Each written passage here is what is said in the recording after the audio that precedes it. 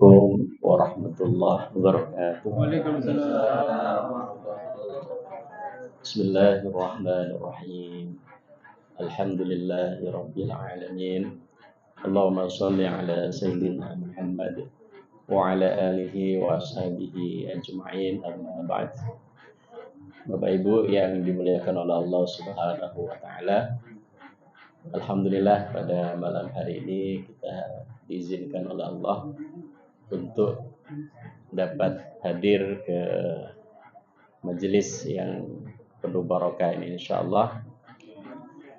Awal sekali saya ingin menyampaikan terima kasih kepada pihak Zanjabil dan juga tuan rumah Ibu Haja Julia yang telah mengundang saya untuk menjadi pengisi acara pada malam hari ini. Insyaallah kita sama-sama mengambil berkah dari ayat-ayat Al-Quran yang akan sama-sama kita tadabburi bersama. Jadi kita mempelajari Al-Quran, mentadabburi Al-Quran. Pertama tentu itu adalah ibadah.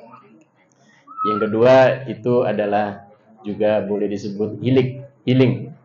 Jadi kalau anak muda sekarang sering mengenal healing itu refreshing.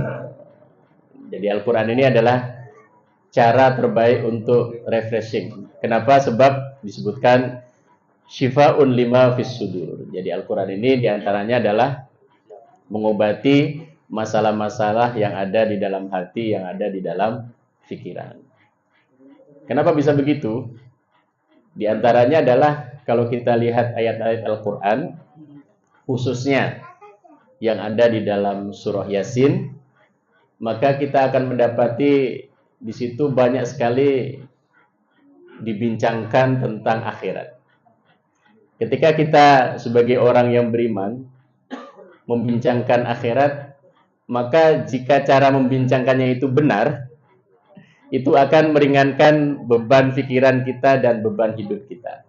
Tapi kadang-kadang membincangkan akhirat jadi tidak tenang, malah semakin takut. Itu mungkin salah cara. Kenapa begitu?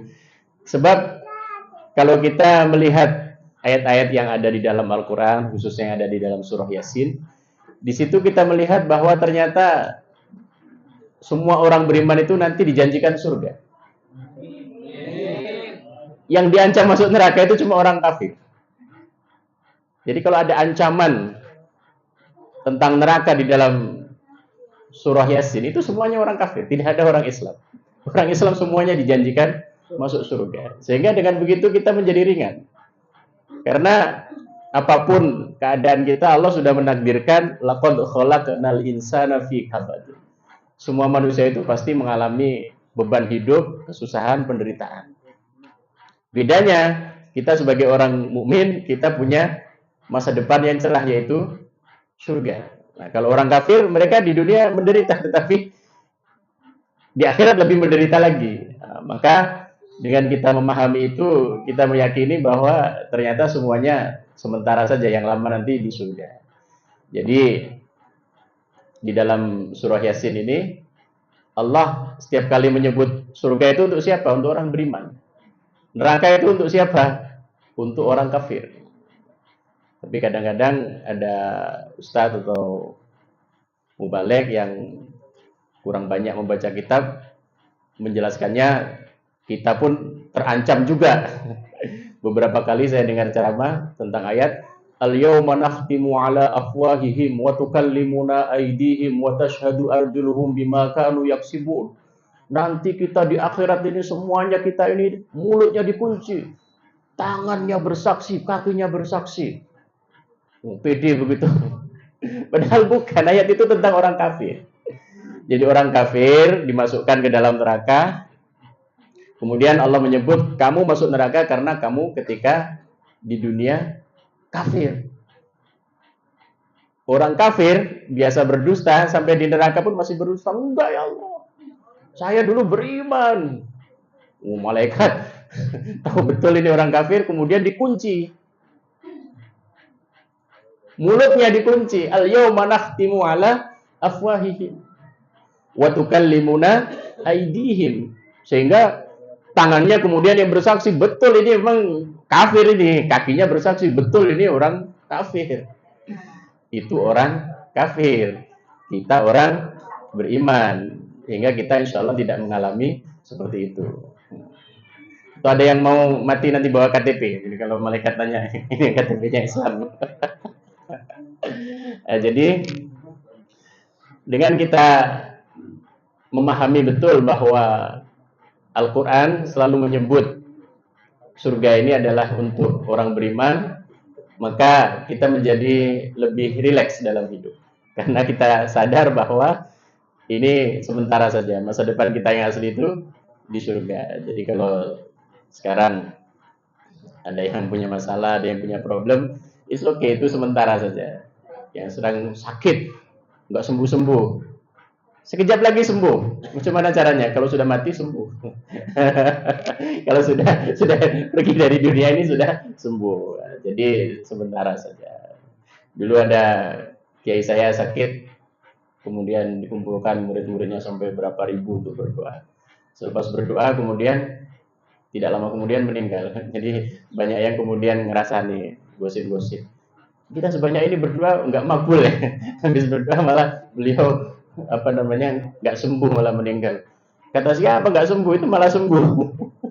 Karena kalau sudah meninggalkan dunia itu nggak ada lagi penyakit itu. Makanya hospital itu kan rumah sakit, rumah untuk orang sakit. Yang sudah nggak sakit kan nggak ada lagi di situ. Makanya tenang saja. Oke, insya Allah kita nih lanjutkan. A'udzubillahi minasyaitonirrajim. Bismillahirrahmanirrahim. In kanat illa sayhatan wahidatan fa idzahum khamidun. Ya hasratan ala ibad ma yatihim min rasulin illa kanu bihi yastahzi'un. Jadi ini kelanjutan yang saya dulu pernah menyampaikan di Masjid As-Solihin tentang kisah murid-murid Nabi Isa yang diperintahkan untuk berdakwah, bukan mendapat sambutan, justru mereka diancam untuk dirajam. Ketika 3 orang murid ini akan dirajam, rupanya ada seorang kampung di situ yang beriman. Karena dia beriman, maka kemudian dia menyampaikan kepada orang kampung itu, tolonglah jangan dirajam. Ini adalah orang-orang yang mengajak kepada kebenaran. Akhirnya yang asalnya orang kampung itu ingin merajam 3 murid Nabi Isa, para pendakwah ini, justru yang kemudian dirajam itu adalah orang itu juga. Jadi orang kampung yang beriman, yang 1 orang itu yang bernama Hubaib An-Najjar. Kemudian singkat cerita, Hubaib ini kemudian dirajam. Selepas Hubaib ini dirajam, apa yang berlaku? Apa yang terjadi?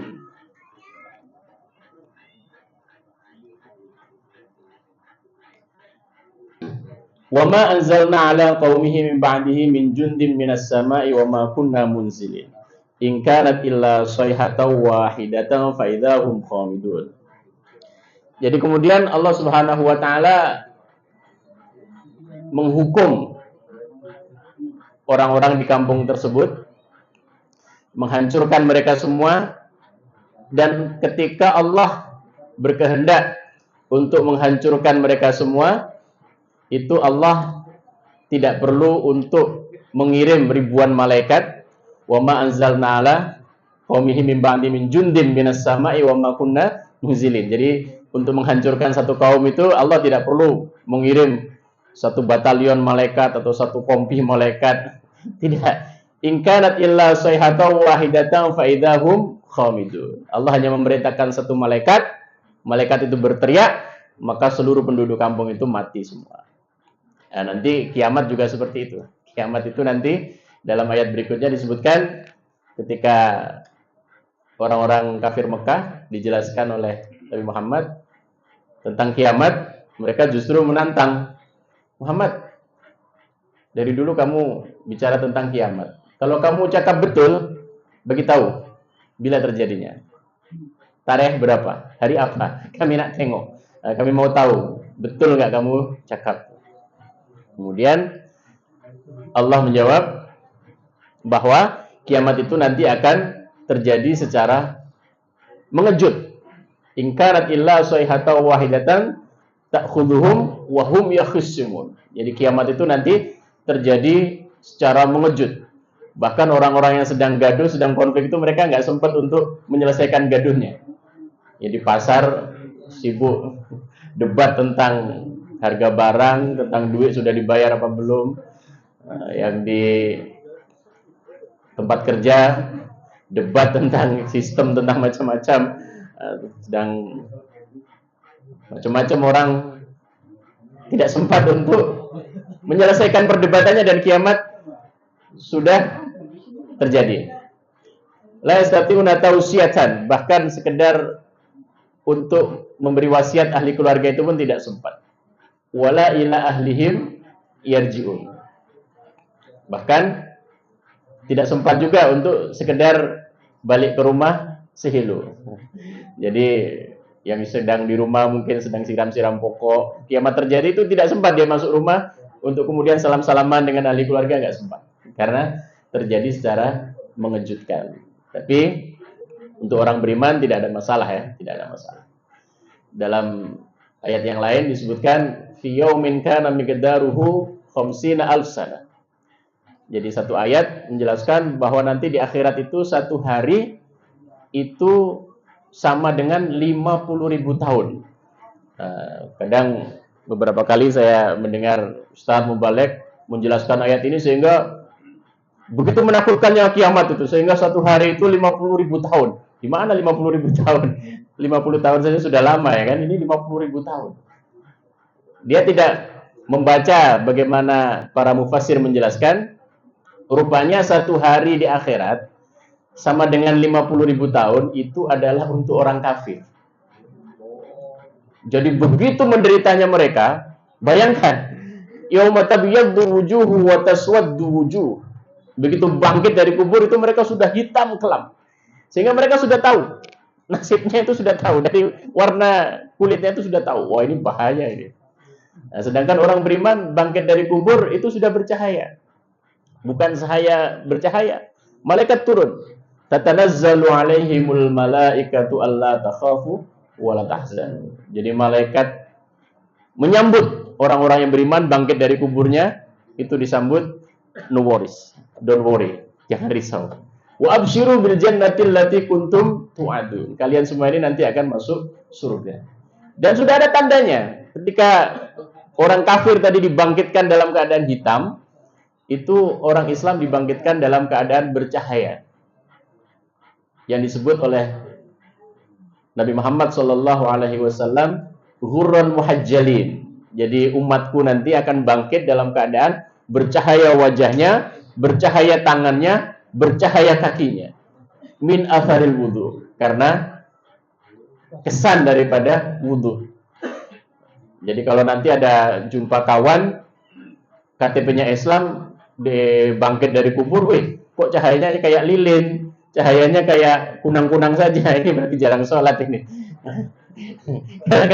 kalau rajin sholat itu auto lighting, auto cahaya. Auto cahaya. Jadi tidak ada switch off, switch on, switch off, tidak ada. Begitu bangkit otomatis bercahaya. Kalau ada kita jumpa nanti kawan-kawan kita yang Islam kok cahayanya kayak redup, cahayanya klip klip klip. Nah, ini yang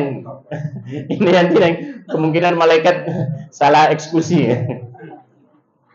Dan memang dalam ayat yang lain dijelaskan nanti proses hisab itu sangat cepat. Proses hisab itu sangat cepat. Jadi hisab itu akan dimulai pagi, itu zuhur, ahli surga sudah sampai ke surga, ahli neraka sudah sampai ke neraka. Jadi tidak sampai asar. Zuhur itu sudah selesai. Kenapa prosesnya begitu cepat? Sebab tadi yang kafir sudah otomatis hitam, yang beriman itu sudah otomatis bercahaya. Dan pada waktu itu dipisahkan antara yang kafir dengan yang Islam. Bainahuma sur. Ada satu pagar yang memisahkan antara yang Islam dengan yang kafir. Nah, masalahnya ada orang-orang Islam ini yang jarang wudhu, jarang sholat, itu yang cahayanya nggak cukup. kemudian mereka tersekat di pagar ini yang disebut dengan Ashabul A'raf. Jadi kalau kita pernah baca surat Al-A'raf, itu ada sekelompok orang yang di bahagian bercahaya tidak masuk, yang hitam juga tidak masuk karena masih ada sedikit cahayanya. Mereka yang sangkut di A'raf ini. Ini kerjaannya tengok kanan, senyum, lihat kawan-kawannya, tengok kiri, nangis. Itu. Nah, insya Allah kita tidaklah, kita kan sholat. Insya Allah. Maka jaga sholatnya ya, jaga sholat. Yang kata Nabi, nanti umatku akan bangkit dari kubur ghurran muhajjalin, bercahaya wajahnya, bercahaya tangannya, bercahaya kakinya. Faman istata'a an yutila ghurratahu falyaf'al. Dan siapa saja yang dapat peluang untuk memanjangkan cahaya, maka lakukan itu. Caranya bagaimana? Jadi kalau wudhu itu kan yang wajib sampai siku. Nah itu kalau kita hanya melakukan yang wajib saja, itu nanti cahayanya sampai siku saja. Maka para ulama mengajarkan kalau wudhu itu dilebihkan sampai pertengahan lengan. Jadi nanti cahayanya lebih. Sama kalau wudhu untuk wajah, itu batas wajah ini kalau dari atas ke bawah, itu dari akhir tempat tumbuhnya rambut, dari sini ini, alhamdulillah saya masih punya rambut ya. Nanti kalau yang buta bagaimana? Ya diingatlah kenangannya dulu kira di mana rambutnya. Ya, jadi dari tempat tumbuh rambut ini sampai janggut, ini batas wajah. Kalau lebarnya ini di antara dua telinga, ini batas wajah. Itu yang wajib dibasuh. Tapi kalau kita mau cahaya kita nanti di akhirat lebih panjang, nah sampai bawah sini kita basuh juga, sehingga nanti cahayanya full 100 watt, 100.000 watt. Jadi itu nanti proses hisab akan sangat cepat. Dan nanti yang hitam-hitam tadi itu kemudian nanti ketika mereka di akhirat itu akan didatangkan apa saja yang pernah mereka sembah. Jadi kalau yang menyembah matahari, matahari akan didatangkan. Yang menyembah batu, batu akan didatangkan. Yang menyembah apapun selain Allah itu akan didatangkan. Kemudian ketika apa yang mereka sembah didatangkan, mereka pun meyakini inilah Tuhan kita ini. Kemudian yang diyakini sebagai Tuhan itu pun mengajak, jom ikut. Ikut semua. Rupanya masuk kemana? Masuk ke neraka. Jadi nanti orang kafir itu masuk neraka bukan satu-satu. Sekaligus. Jadi habislah orang kafir itu semua masuk neraka. Sehingga yang tersisa adalah orang-orang yang beriman saja. Maka kemudian dalam ayat yang lain Allah menyebutkan yauma yud'auna ila sujudi fala yastati'un. Nah, kemudian Allah datang, semua diperintahkan untuk sujud. Semua diperintahkan untuk sujud. Orang yang ketika di dunia biasa sujud, maka mudah saja sujud. Nah, yang sukses sujud, ini terus masuk surga. Dalam banyak riwayat, diceritakan para ahli surga ini pun saling bertanya, macam mana tadi kamu sampai sini? Ada yang cerita, tidak tahu saya, kamu nampak neraka tak? Tak nampak. Ini banyak ahli surga ini dilewatkan oleh Allah SWT melalui as-sirat al-mustaqim ini seperti kalbarkil khatib, seperti kilat yang menyambar, sehingga dia tidak sempat melihat neraka itu. Padahal itu lalu di atas neraka itu. Nah, jadi di sini kita betul-betul merasa beruntung ya, karena kita ini ditakdirkan sebagai orang yang beriman. Dan orang yang beriman ini tempatnya nanti adalah surga. Nah ini penting, karena di zaman modern ini banyak yang lucu-lucu. Termasuk lucu itu ada orang yang beriman karena melihat begitu pentingnya dunia, sehingga banyak orang beriman ini cemburu dengan orang kafir yang kaya-kaya. Ada orang kafir yang kaya, hebat, punya ini, punya itu. Dia merasa mereka lebih hebat dari kita. Padahal kita ini yang lebih hebat dari mereka. Karena macam manapun hebatnya orang kafir, itu nanti akan masuk neraka selama-lamanya. Macam manapun teruknya kita di dunia ini, kita ini adalah orang yang disebutkan di dalam Al-Quran, yaitu calon-calon penghuni surga. Pede saja, makanya pede saja di akhirat. Karena dalam semua surat Al-Quran disebutkan surga itu adalah untuk orang beriman. Yang diancam masuk neraka itu siapa? Yaitu orang-orang kafir. Dan kita bukan kafir. Berarti kita tidak insya Allah tidak diancam itu. Tidak masuk dalam ancaman itu.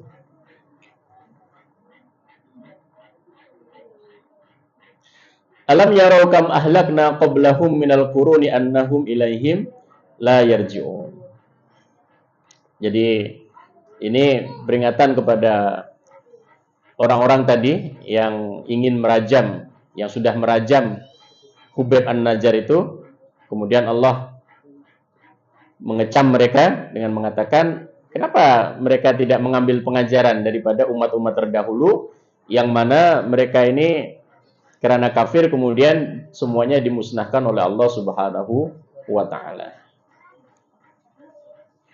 Wa in kullu lamma jami'ul ladaina muhdharun. Wa in kullu lamma jami'ul ladaina muhdharun. Jadi semua makhluk ini pada akhirnya akan kembali kepada Allah Subhanahu wa taala. Dan kita semuanya ini insyaallah makhluk-makhluk yang beruntung karena ketika di dunia ini kita sudah beriman. Ya, orang kafir ini pada akhirnya nanti mereka juga beriman. Hanya saja mereka beriman ketika kiamat sudah terjadi sehingga lambat. Jadi kesalahan orang kafir itu apa? Kesalahan orang kafir itu mereka imannya lambat. Setelah kiamat terjadi baru mereka beriman. Disebutkan dalam surah Al-Waqi'ah, "Idza waqa'atil waqi'ah laisa liwaqa'atiha kadhibah." Jadi ketika kiamat berlaku, itu bahkan orang yang dulu kafir, yang tidak percaya, itu pun pada hari itu terpaksa percaya karena sudah di depan mata. Hanya saja pada saat itu kepercayaan mereka, keimanan mereka itu sudah tidak berguna, sudah lambat. Jadi alhamdulillah kita ini sebelum kiamat kita ini sudah beriman, sudah percaya kepada Allah Subhanahu wa taala. Wa ayatul lahumul ardul maitatu ahyainaha wa akhrajna minha habban faminhu ya'kulun. Kemudian ketika orang-orang kafir Mekah pada waktu itu mendapat penjelasan dari Nabi Muhammad SAW bahwa semua yang mati itu akan dihidupkan semula, akan dihidupkan lagi, maka orang-orang kafir ini tidak percaya, heran dengan penjelasan Nabi Muhammad. Muhammad, kamu ini cakap sesuatu, berkata sesuatu yang tidak masuk akal. Manusia dikubur, hancur, tulangnya hancur, badannya hancur, menyatu dengan tanah, kemudian dihidupkan lagi. Mayyuhyil 'idhama wa hiya ramim. Siapa yang dapat menghidupkan tulang yang sudah hancur? Sehingga pada waktu itu ada seorang kafir Mekah yang mengambil tulang yang sudah hancur, datang kepada Nabi. Di depan Nabi, tulang yang sudah hancur ini dilemparkan ke udara. Muhammad, kamu tengok, siapa yang dapat menghidupkan tulang yang sudah hancur seperti ini? Tidak masuk akal. Maka kemudian Allah menjelaskan dalam surah Yasin ini, yang isinya adalah penjelasan bahwa bagi Allah Subhanahu wa taala menghidupkan semula manusia yang sudah mati itu adalah perkara yang sangat mudah. Perkara yang sangat mudah. Di antaranya Allah menjelaskan, Allah dulu pernah menciptakan manusia ini dari tidak ada. Bukan dari hancur, dari tidak ada, from nothing. Dari tidak ada. Itu pun Allah dapat menciptakan.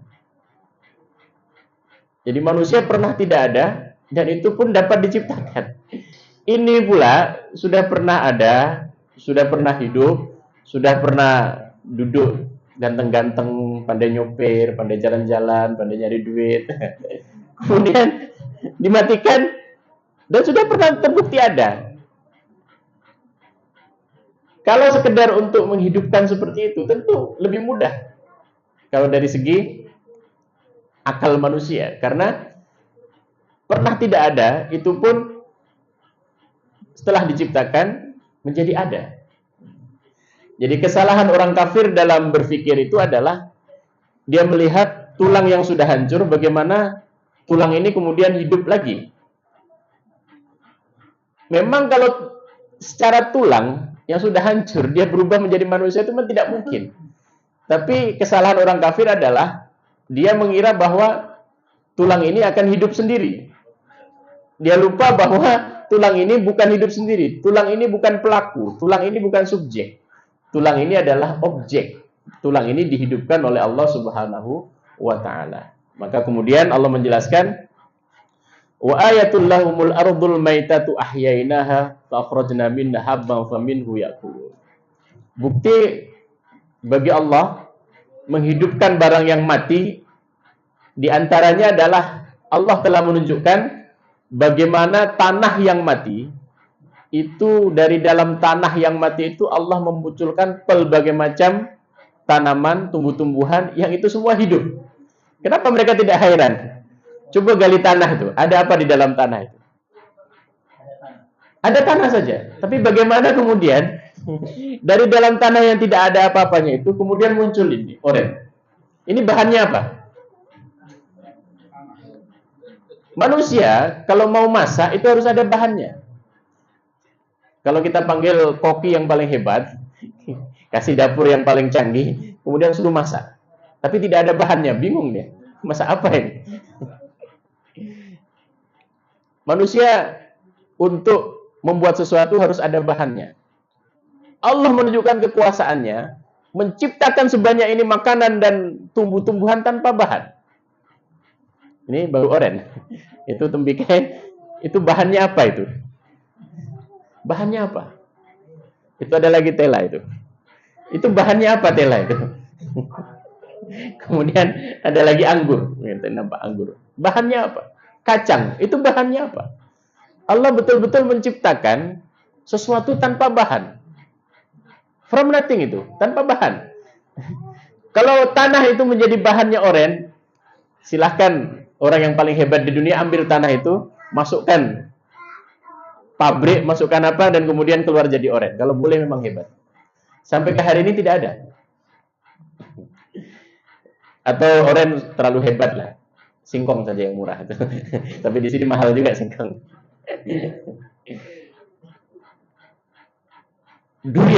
Durian musangking.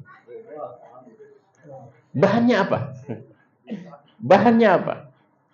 Keluar rasa yang begitu istimewa dari dalam tanah, dan dari dalam tanah itu tidak ada bahannya.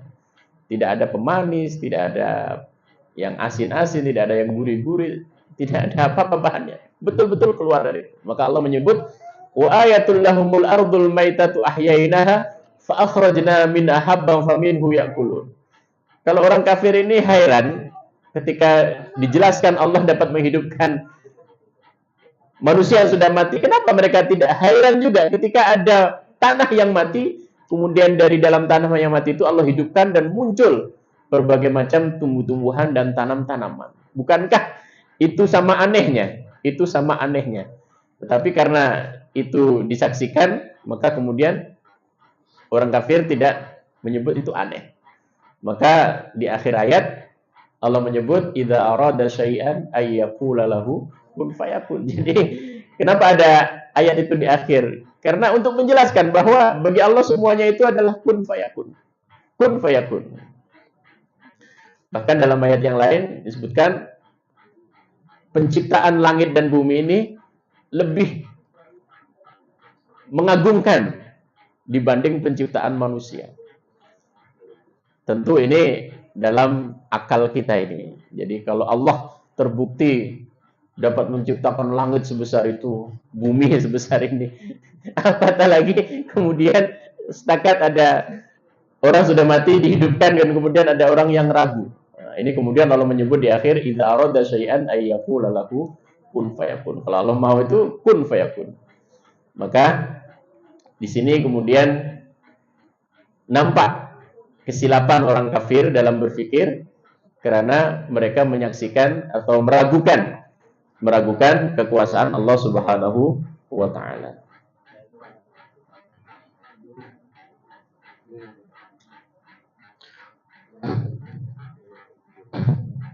Maka dalam ayat yang lain Allah menyebut Allah itu siapa?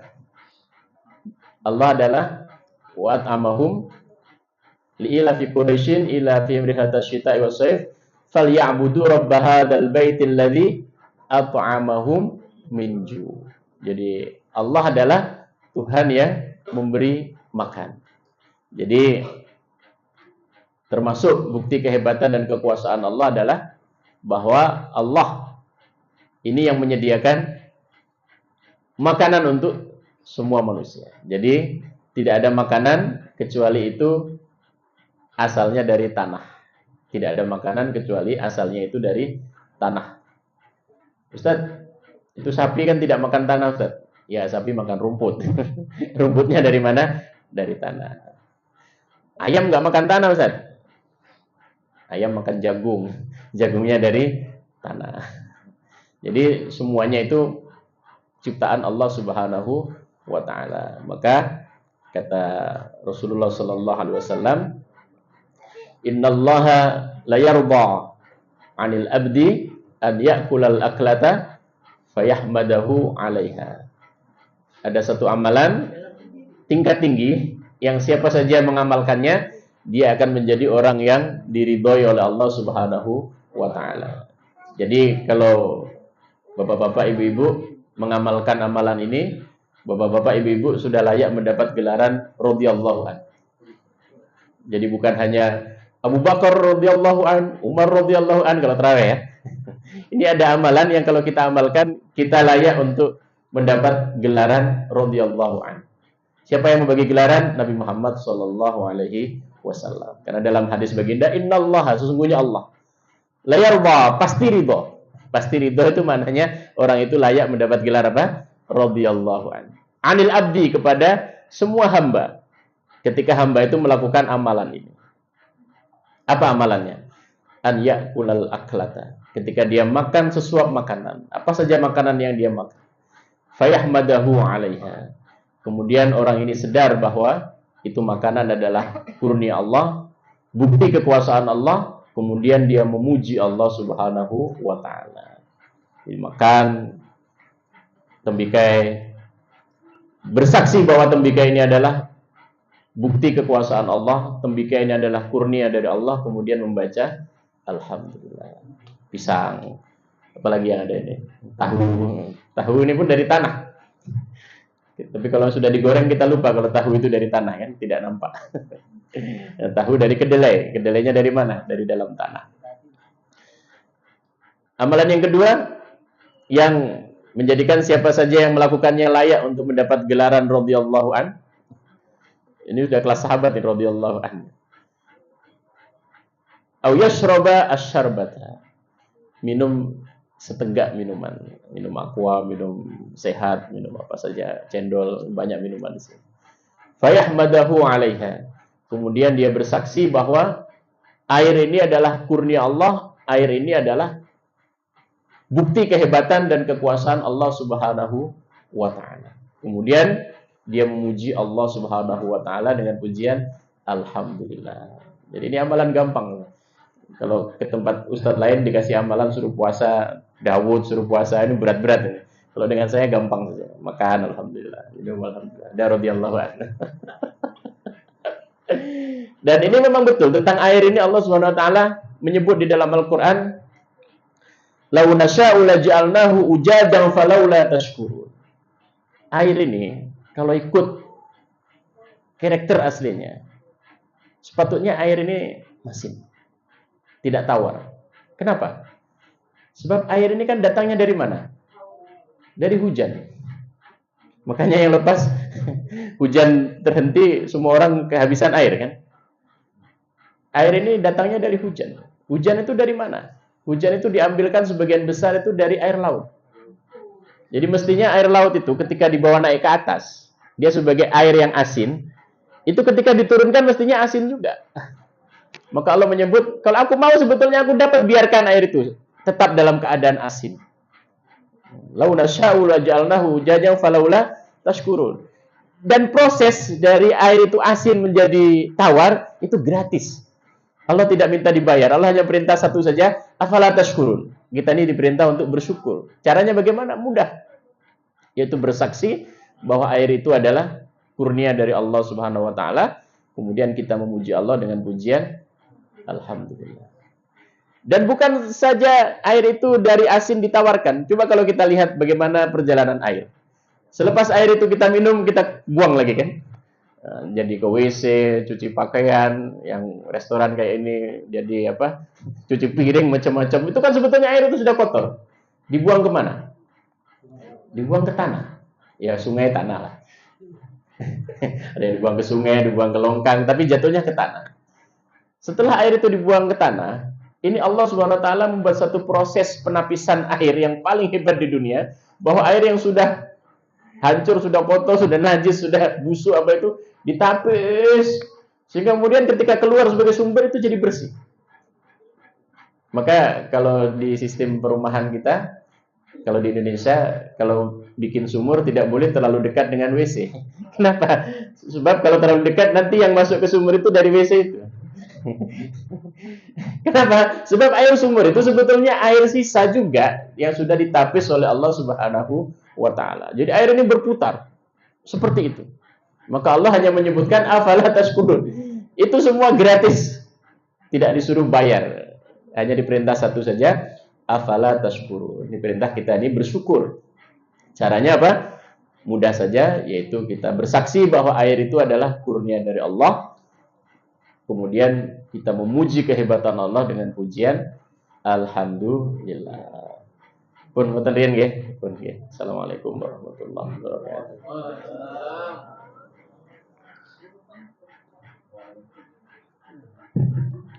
Waalaikumsalam warahmatullahi wabarakatuh.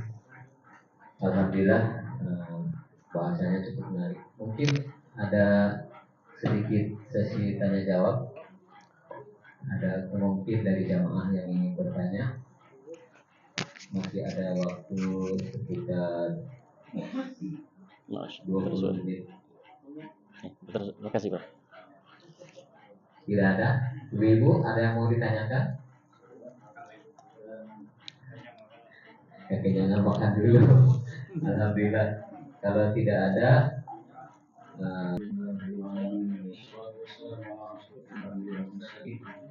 Ya Allah, ya Rahman, ya Rahim, ya Rahim, ya Rahim, ويا سميع واسمع دعاءنا أنت لنا يا أرحم الراحمين أنت إلهنا وأنت مقصودنا ورضاك مطلوبنا أعطنا محبتك ومعرفتك اللهم أنت السلام منك السلام إليك يعود السلام وحينا ربنا بالسلام وحينا ربنا بالسلام وحينا ربنا بالسلام وألقنا الجنة دار السلام تبارك ربنا وتعالى يا ذا الجلال والإكرام اللهم سلمنا والمسلمين وعافنا والمسلمين وقنا وإياهم شر وشر الدنيا والدين اللهم سلمنا وسلم أولادنا وأزواجنا ومشايخنا وعلماءنا وفقهاءنا وسلطاننا وعلماءنا وأمراءنا وسلم بلادنا إندونيسيا وبرunei darussalam وفلسطين خاصة وبلدان المسلمين عامة سلمنا وسلمهم من البلاء والوباء والأمراض والفحشاء والمنكر والبغي وخصوصا سلم أخينا الكرام في الإسلام والوباء Salim di safarihim ya Allah, selamatkan di dalam safarnya ya Allah, berpulang dengan tercinta Indonesia ya Allah. Salimhum jasmaniyan wa ruhaniyan, zahiran wa batinan, wa yassir fi jami' umurihim. Mudahkan beliau dalam segala urusannya ya Allah. Waktah lahum abwab al-khair wa abwab al-rizqi وأبواب الرحمة وأبواب المغفرة. Bukakan bagi mereka ya Allah pintu rizki, pintu rahmat, pintu keberkatan. Birahmatika ya arhamar rahimin. Subhanakallahumma wa bihamdika asyhadu an la ilaha illa anta astaghfiruka wa atubu ilaik. Rabbana atina fid dunya hasanah wa fil akhirati hasanah wa qina adzabannar. Ya aziz ya ghafar ya rabbal alamin. Sallallahu alaihi wa sallam wa ala alihi wa sahbihi. Alhamdulillah.